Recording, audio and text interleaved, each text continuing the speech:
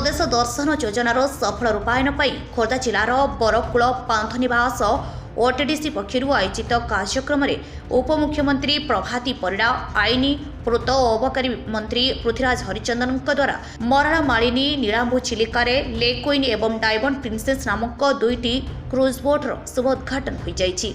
लेक्विन एवं diamond princess नामक दुईटी विलासपूर्ण 40 seat विशिष्ट क्रूज बोट्र शुभ उद्घाटन में उपमुख्यमंत्री और आईन मंत्री पर्यटक मानक आरामदायक एवं स्मरणीय यात्रा सुनिश्चित करने निमंते एही क्रूज डंगा गुड़िकरे एयर कंडीशन कैबिन ठारू आरंभ करी ऑनबोर्ड फूड सर्विस पर्यंत सर्वोत्तम सुविधा उपलब्ध करा जायछि।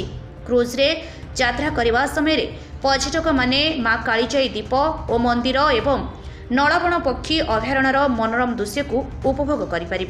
विश्व स्तर में क्रूज पर्यटन चाहिदा वृद्धि पाउछि और ओडिशा रे एहार संभावना यथेष्ट अधिक अछि एवं एही क्रूज ओडिशा रे पर्यटकों को अधिक आकृष्ट करिबो बोली माननीय उपमुख्यमंत्री और आईन मंत्री कहिसंती।